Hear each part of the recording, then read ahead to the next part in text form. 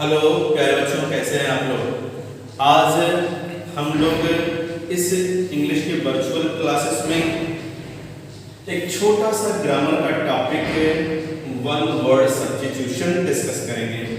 इसे एक लेक्चर में या दो लेक्चर में पूरा किया जाएगा और एक या दो लेक्चर स्टडी करने पर आपको 3 मार्क्स मिलेंगे। पिछले वर्ष तक होता क्या था कि 2 देता था और दोनों करने रहते थे, 2 मार्क्स के होते थे। इस बार 3 सेंटेंसेस देंगे और तीनों सेंटेंस का 1 वर्ड सब्स्टिट्यूशन करना होगा। लेकिन एक बार शुरू करने से पहले एक बार आप इसका स्क्रीनशॉट लेकर के पूरे 21 सेंटेंस आप अपनी कॉपी पे लिख लें, ताकि जब मैं समझाऊं तो आपको बोर्ड देखने की आवश्यकता नहीं, कॉपी पर भी आप देखें। मैं 1 मिनट के लिए हटता हूं और आप पूरा स्क्रीनशॉट ले लें।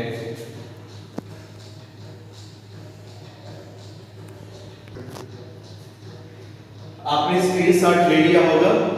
अब आप देखो यहाँ पे 21 सेंटेंस लिखे गए हैं। आपके बोर्ड परीक्षा में 3 सेंटेंस आएंगे और तीनों करने रहेंगे, 3 मार्क्स के रहेंगे। लिखा 21 है, लेकिन हम लोग 50 सेंटेंस 50 वन वर्ड सब्स्टिट्यूशन का डिस्कस करेंगे।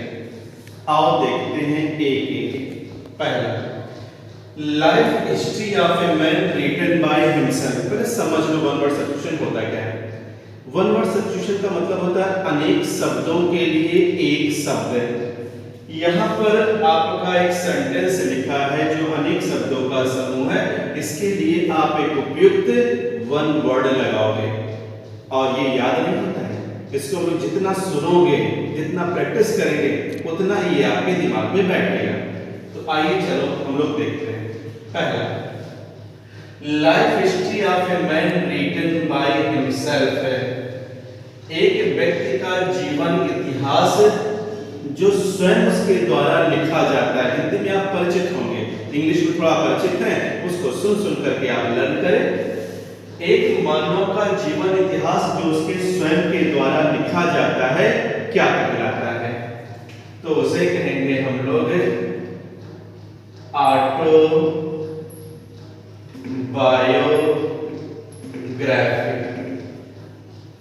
स्पेलिंग पर ध्यान रखिएगा, स्पेलिंग आपकी गलत ना होने पाए। स्पेलिंग गलत होगी, टीचर तुरंत काट देगा आपका, कोई आपकी सारी मेहनत बेकार हो जाएगी।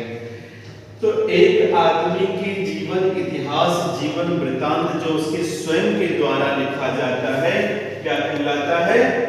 आत्मकथा यानी ऑटोबायोग्राफी। आत्मकथा सब सुनो, स्पेलिंग लर्न करना भी आसान है। ऑटोबायोग्राफी तोड़ करके लर्न करना, क्योंकि वन वर्ड सब्स्टिट्यूशन में बड़ी स्पेलिंग्स मिलेंगी, तो बड़े को तोड़ के लर्न करोगे, आसानी से लर्न होगा। ऑटोबायोग्राफी मींस आत्मकथा। अब इसी का एक अपोजिट भी हम लोग कर लें।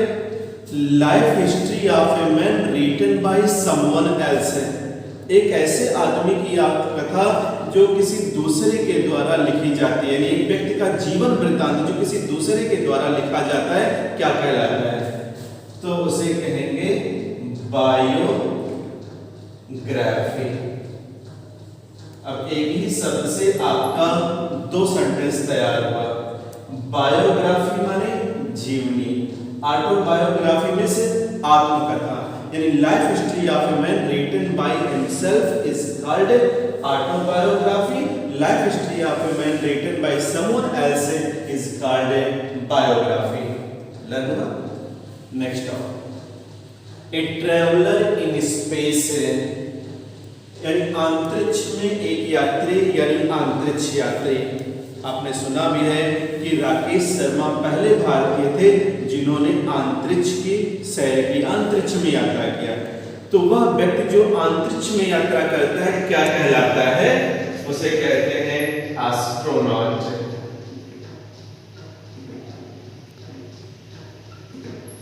एस्ट्रोनॉट में से अंतरिक्ष यात्री। बहुत आप लोगों ने अंतरिक्ष यात्री के विषय में सुना होगा, यूरी गैगरिन के बारे में सुना होगा, राकेश शर्मा के बारे में सुना होगा, ये सब।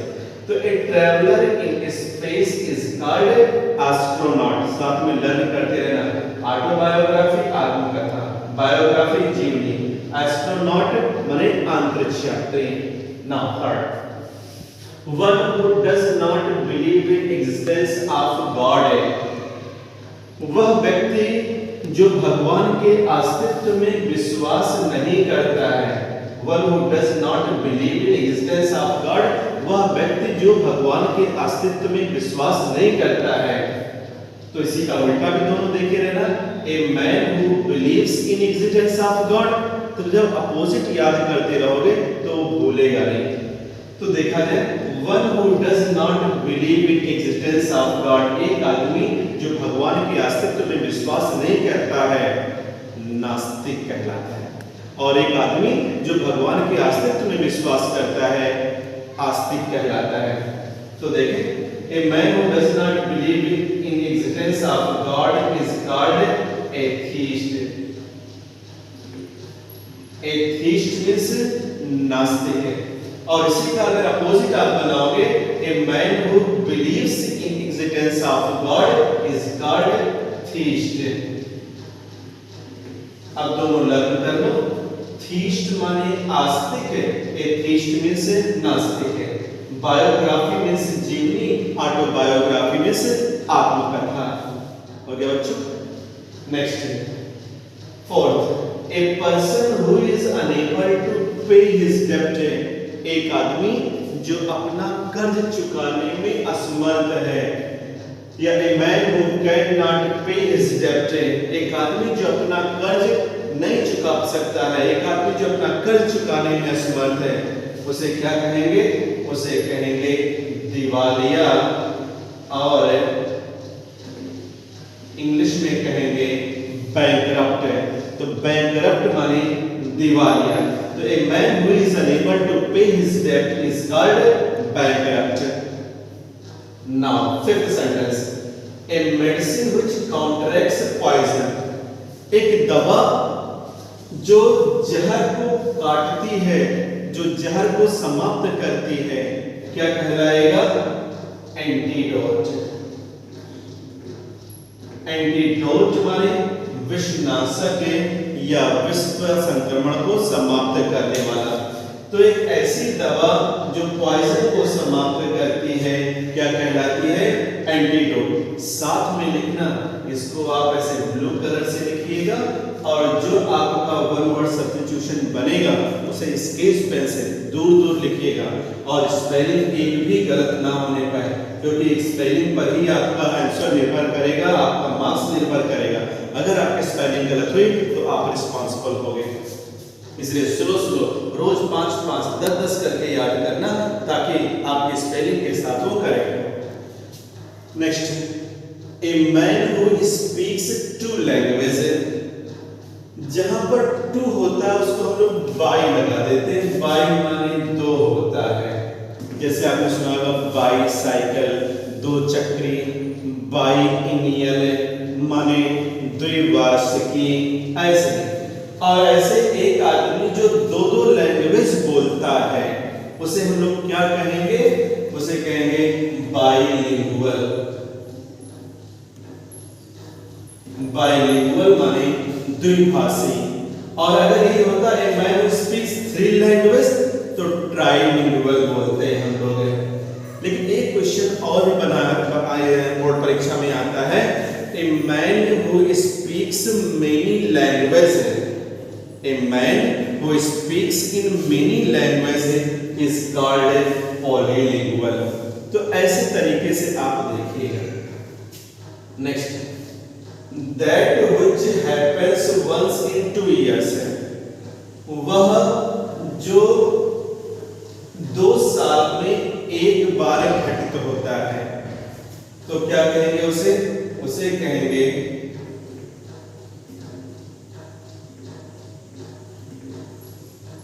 बाइनियल। बाइनियल माने द्विवार्षिकी। चलिए, क्या कहलाएगा? That which happens once in 2 years, वह जो 2 साल में एक बार घटित होता है, क्या कहलाएगा? बाइनियल। बाइनियल में से द्विवार्षिकी। तो बाइलिंगुअल में से द्विभाषी, बाइलिनियल द्विवार्षिकी। Next a list of books, जैसे लाइब्रेरी में आप जाते हो, किताब इशू कराते हो, तो एक पूरा उनके पास ढांचा रहता है जिसमें उन्हें किताबों के नाम, किताबों के प्राइस सब अच्छी तरीके से लिखे रहते हैं। उसे कहते क्या है? List of book is called catalogue. Catalogue में से सूची पत्र।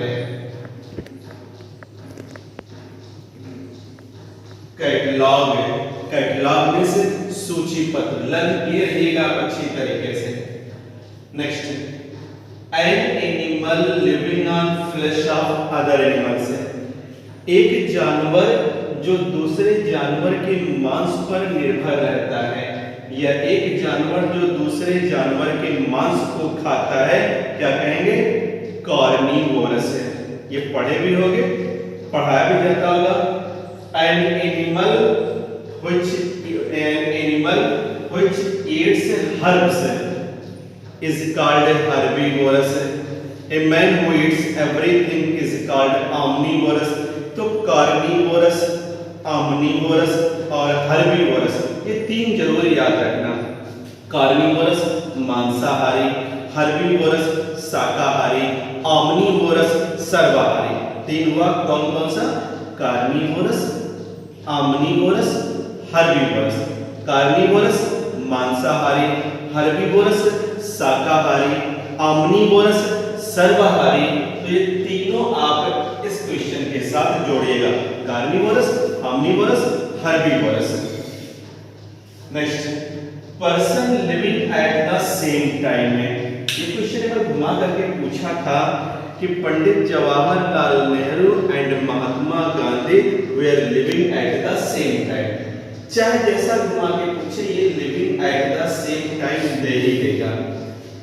व्यक्ति जो एक ही समय में रहते हैं, व्यक्ति जो एक ही काल में रहते हैं, उन्हें क्या कहते हैं? जैसे पंडित जवाहरलाल नेहरू और गांधी जी एक ही काल में हैं, वर्तमान में हम और आप एक ही काल में रह रहे हैं, तो जो एक ही काल में रहता है उसे कहते हैं समकालीन।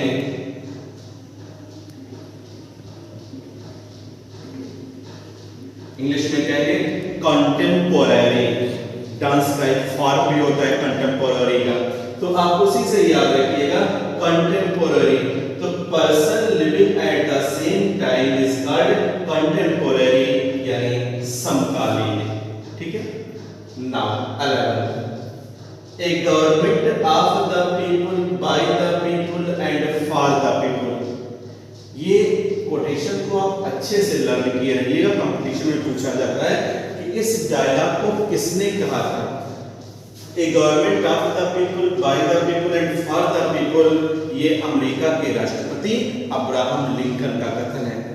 तो पहले ट्रेंड में ये पूछा जाता था कौन बोला, लेकिन अब पूछा जाता है कहां पर अब्राहम लिंकन ने इस स्पीच को दिया था? तो अमेरिका के एक स्थान है गेट्सबर्ग, उसी गेट्सबर्ग में उन्होंने ये कोटेशन बोला था। यानी एक सरकार जो लोगों के द्वारा, लोगों के लिए और लोगों का होता है, उसे क्या कहते हैं? उसे कहते हैं डेमोक्रेसी, यानी लोकतंत्र या प्रजातंत्र। और प्रजातंत्र का इससे सर्वश्रेष्ठ उदाहरण हो ही नहीं सकता है। डेमोक्रेसी माने प्रजातंत्र, यानी लोकतंत्र वह शासन है जो जनता का, जनता के द्वारा, जनता के लिए किया जाता है। नेक्स्ट 12, वांट ऑफ रेन, वर्षा का अभाव। जहां वर्षा नहीं होता है क्या कहेंगे उसे? ड्रॉट है। ड्रॉट मीन्स सूखा। ऐसे का फेमाइन अकाल है, तो दोनों में डिफरेंस है। लेकिन यहां पर आपसे क्या पूछा गया है? वांट ऑफ रेन, वर्षा का अभाव क्या कहलाता है? वर्षा का अभाव ड्रॉट कहलाता है। Next 13, words written on tombstone after one's death है। मृत्यु के बाद समाधि पर लिखे गए शब्द क्या कहलाते हैं? अब हम लोगों के यहाँ तो इतना प्रचलन नहीं है, लेकिन अंग्रेजों के यहाँ जब व्यक्ति मर जाता है तो पूरा एक समाधि बनाई जाती है, क्रॉस एक लगाया जाता है और वहाँ क्रॉस पर समाधि पर कुछ स्लोगन लिख दिए जाते हैं। बड़े बड़े जो राइटर हैं, चाहे पी.बी. शेली हैं, चाहे जॉन कीट्स हैं, चाहे विलियम शेक्सपियर है, सबके समाधि पर कुछ ना कुछ कोटेशन लिखे गए हैं। तो जो समाधि पर कोटेशन लिख दिए जाते हैं उन्हें क्या कहते हैं? उन्हें कहते हैं समाधि लेख। टॉप माने कब्र होता है, तो स्पेलिंग क्या बनेगी? एपिटैफ। एपिटैफ का मतलब होता है समाधि लेख। लर्न करते जाइएगा। फिर एक बार देख लें। ऑटोबायोग्राफी आत्मकथा, बायोग्राफी जीवनी, एस्ट्रोनॉट अंतरिक्ष यात्री, एथीस्ट नास्तिक, थीस्ट आस्तिक, बैंकरप्ट दिवालिया, एंटीडोट का मतलब विषनाशक, कैटलॉग सूची पत्र, कंटेम्पोरेरी माने समकालीन, डेमोक्रेसी मीन्स लोकतंत्र, बाइलिंगुअल माने द्विभाषी, बाइलिनियल मीन्स द्विवार्षिकी। अब इसमें ट्राई जोड़ लोगे तो त्रिभाषी या त्रिवार्षिकी। ड्रॉट मीन्स सूखा, एपिटैफ माने समाधि लेख। इसका एक पूछा जाता है एक और है कि that which happen once in a year, तो आप उसे एनुअल भी बता सकते हो या ईयरली भी बता सकते हो। प्राय आपका जो एनुअल एग्जाम होता है उसी से आप याद रखना, annual. That which happens once in a year is called annual. Next, this mango is fit to eat, यह आम खाने योग्य है या खाया जा सकता है। अब यहाँ मैंगो दे देगा, आयरन दे देगा, फ्रूट्स दे देगा, वेजिटेबल दे देगा, कुछ भी दे देगा, लेकिन ये जो फिट टू ईट है ये जरूर रहेगा। तो जो फिट टू ईट आपको लर्न है तो आप उसे को नॉट फिट टू ईट दोनों याद रखना है। Fit to eat is called edible. Edible माने खाद्य, जिसे खाया जा सके। और इसी का अपोजिट अगर मान लो दे देता this mango is not fit to eat, तो हम क्या बनाते? इनएडिबल। तो एडिबल माने खाद्य जो खाया जा सके और इनएडिबल माने अखाद्य जिसे खाया ना जा सके। नेक्स्ट 15th, व्हिच में काज डेथ है, जो मृत्यु का कारण बनता है। ये बहुत ही इंपॉर्टेंट है, इसको जरूर लर्न किए रहिएगा। जो मृत्यु का कारण बने क्या कहेंगे उसे? फैटल। FATAL, फैटल माने घातक। एक मूवी भी आई होगी, आप लोगों ने देखा भी होगा, सन्नी देओल साहब की, क्या नाम था उसका? घातक है। उस घातक से लर्न करना। व्हिच में काज डेथ, जो मृत्यु का कारण बने। फैटल या दूसरे शब्दों में आप उसे और भी बना सकते हो, डेडली। डेडली माने भी घातक है और फैटल माने भी घातक है। Next, one who believes in fate, वह जो भाग्य में विश्वास करता। फेट माने भाग्य, लक, डेस्टिनी माने भाग्य। जो भाग्य में विश्वास करता है क्या कहलाता है? तो इसी फेट से बना लो, फैटालिस्ट। फैटालिस्ट माने भाग्यवादी। फैटालिस्ट मीन्स भाग्यवादी। तो one who believes in fate is called fatalist. और ऐसे one who believes in God is called theist, और one who does not believe in God is called atheist. तो सब ऐसे लिंक करिएगा। Next, one who eats too much, वह जो बहुत ज्यादा खाता है क्या कहलाता है? ग्लूटन। ग्लूटन माने पेटो, जो बहुत ज्यादा खाता है। इसी से एक और जो आपका पूछा जाता है, one who knows everything, one who is present everywhere, one who has infinite power. तीनों शब्द गॉड के लिए लगाए जाते हैं और वर्ड बनता है omnipotent। यहां पे लिखते हैं omnipotent, omnipresent and omniscient। ये तीनों आप याद रखिएगा। omnipresent, omnipotent माने सर्वशक्तिमान, omnipresent मीन्स सर्वव्यापी, omniscient मीन्स सर्वज्ञाता। प्रायः ये तीनों चीज सर्वव्यापी, सर्वज्ञाता, सर्वशक्तिमान ये तीनों गॉड है। लेकिन सेंटेंस में अगर आएगा one who has infinite power is called omnipotent, one who is present everywhere is called omnipresent, one who knows everything is called omniscient यानी सर्वज्ञाता। तो ये तीन अलग से भी जोड़ना। Next, the murder of one's brother, अपने भाई की हत्या। जो अपने भाई की हत्या करता है क्या कहलाएगा? फ्रैक्ट्रीसाइड। वन हु किल्स या वन हु किल्स किंग, वह जो राजा को मार देता है, regicide. One who kills human being, genocide. One the medicine which kills insects is called pesticide. One who murder one's father is called patricide.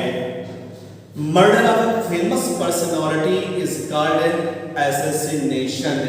Assassination की spelling पर ध्यान रखिएगा। Assassination जब किसी फेमस पर्सनालिटी की हत्या कर दी जाती है, चाहे राजीव गांधी हुआ, चाहे पाकिस्तान की पीएम बेनजीर भुट्टो थी, तो किसी भी फेमस पर्सनालिटी, चाहे वो पत्रकार हो, चाहे वो लेखक हो, चाहे वो कोई बड़ा एक्टर हो, बड़ा नेता हो, कोई भी हो, तो अगर उसका मर्डर किया जाता है तो क्या कहलाएगा? एसेसिनेशन। तो murder of one's brother is called fratricide. This is an office where no salary is paid. यह एक ऐसा ऑफिस है जहां कोई वेतन नहीं मिलता है, कुछ पैसा नहीं मिलता है। क्या कहलाएगा उसको? फिर से देखें। This is an office where no salary is paid is called. This is an office where no salary is paid. यह एक ऐसा ऑफिस है जहां कोई सैलरी नहीं मिलती है, कहलाएगा अवैतनिक। स्पेलिंग बनेगी ऑनोररी। ऑनोररी माने अवैतनिक। तो यहाँ पर ऑफिस दे सकता है, पोस्ट दे सकता है कि यह एक ऐसा पद है जहां कोई वेतन नहीं मिलता है, क्या कहलाएगा? ऑनोररी।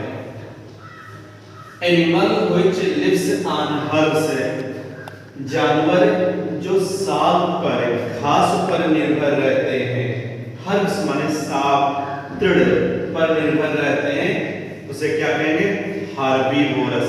अभी चर्चा किए थे हम लोग यहाँ पर कार्निवोरस, आमनीवोरस, हर्बीवोरस। हर्बीवोरस दृढ़भक्षी, कार्निवोरस मांसाहारी और आमनीवोरस मींस सर्वाहारी।